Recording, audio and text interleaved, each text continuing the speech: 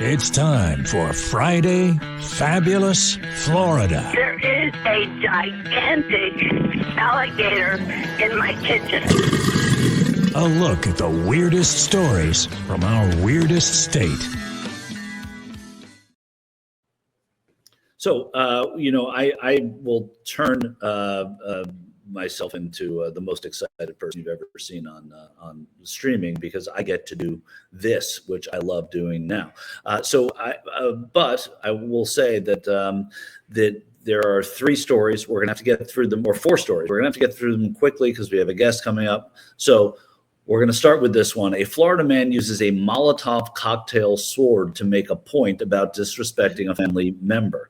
And this Florida man, and this is great because when you see how these build, and you see how the compiling of these stories, the work that goes into this segment is fantastic. A Florida man wound up behind bars after police say he pulled out a Molotov cocktail and a sword and threatened someone he felt disrespected, a relative. Police in Cape Coral said they found the victim outside his home shortly after 2 a.m. The victim said Luis Vargas Izquierdo threatened him while holding a glass bottle with a cloth wrapped around its top, claiming it was a Molotov cocktail. He added that Vargas Izquierdo threatened to throw it at one of the vehicles in the driveway and light it on fire. The incident was captured on video by a Ring doorbell camera, and Vargas Izquierdo, who was found near his home, claimed he went to the victim's home to send a message about disrespect to a family member. He was charged with arson firebomb. If you're going to be charged with something, that's a pretty cool charge. I didn't even know that was a charge. That's awesome. Arson firebomb, which is a third-degree felony. So you're not even giving up that much. So, if you're looking for a felony. So that is our first story. The man with the sword. Can I just say about Luis Vargas Izquierdo? It's not that I'm going to be writing letters to him in prison, but that he's a fairly good-looking guy. For the first time, I'm going to go ahead and give the mugshot a 10. Oh, really? Wow. Look at that. Mm-hmm. I guess pretty good-looking. But, Luigi has brought up the good-looking mugshot. He's raised the bar, yeah. Now, so this one is a Florida man battles flesh-eating bacteria after hurricane flooding.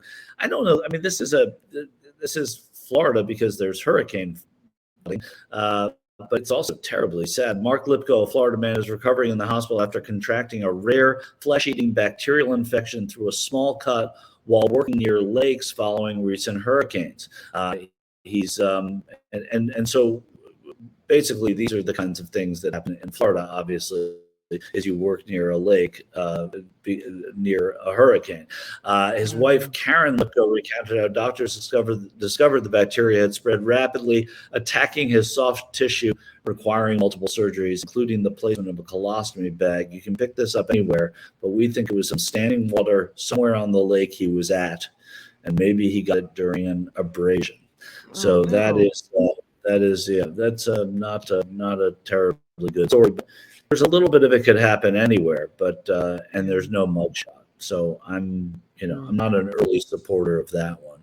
But we have a mugshot here because this next story, a Florida woman is accused of threatening insurance companies, saying delay, denied, depose. This is, what has been wrought by Luigi Mangione. In Lakeland, a Florida woman who is accused of ending a call to an insurance company with the three words delay, denied, depose was charged Tuesday. So those are the words that were inscribed or etched into the bullet casings that killed Brian Thompson, that were put there by whoever the shooter was. At this point, we think that it's Mr. Mangione, and so it's so I guess she finished a call saying that Brianna Boston had reportedly placed a call to Blue Cross Blue Shield regarding recent medical insurance. Near the end of the call, investigators said Boston could be heard saying delay, denied, depose. You people are next. There you also see blue-eyed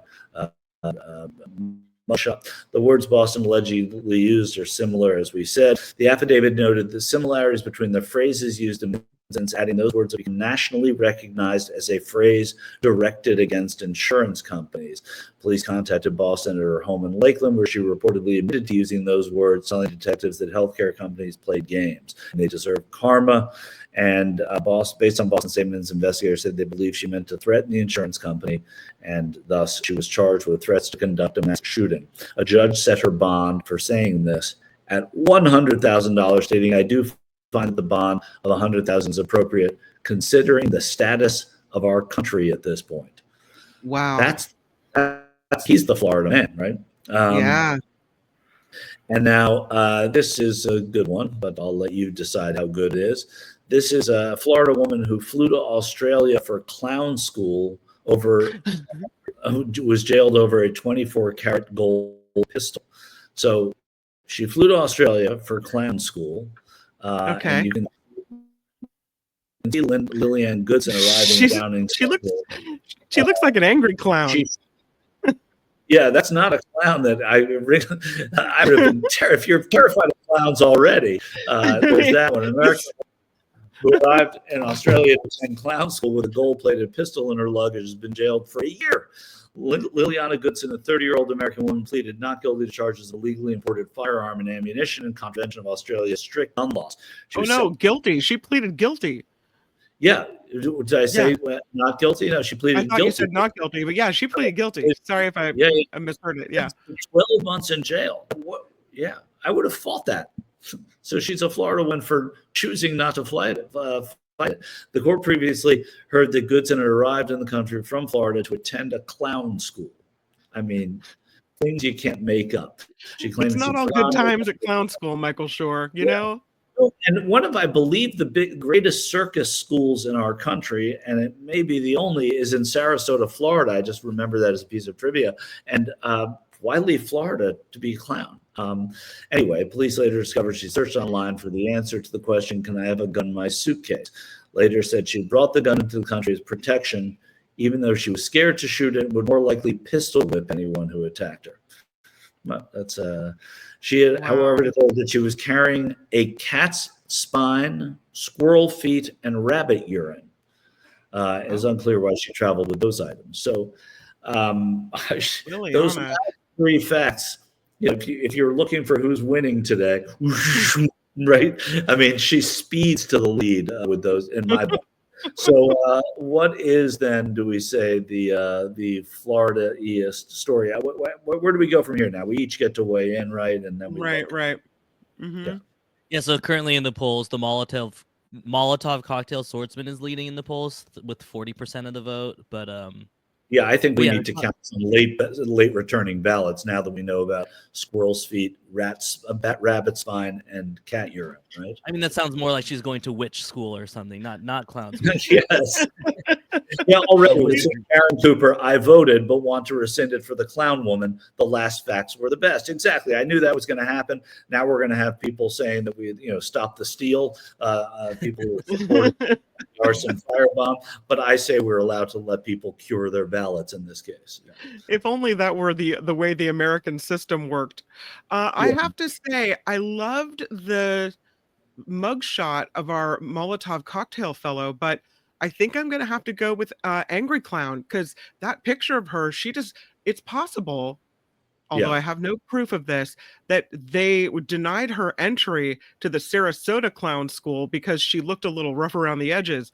But I think, I think that the clown lady has got the winning vote in my book.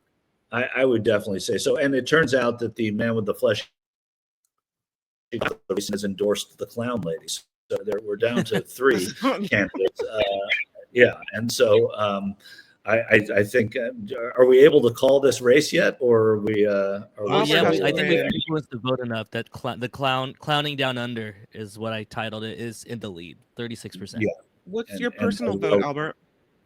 I like the swordsman. It's just a classic Florida band Mad Libs, just Molotov cocktail and a sword involved. So I see why people like it. I definitely do, because there's, I mean, also the charge of the 30 felony of arson firebomb is appealing. But I just, she just finished stronger. That's all. I think so. Like, if it was just a gun in and what she looked like, all right, I could see the arson firebomb. But then when you hear about all those other things, forget it. We're all done. And so today we have a winner, and that is exciting for my first Friday Fabulous Florida, and I got it right. This has been Friday Fabulous Florida. There is a gigantic alligator in my kitchen. Y'all come back now here. Hi, it's Mark, and I thought that was great. Hit the notification bell, you'll know whenever there's a new video being dropped, and please subscribe to our channel to help us save the universe.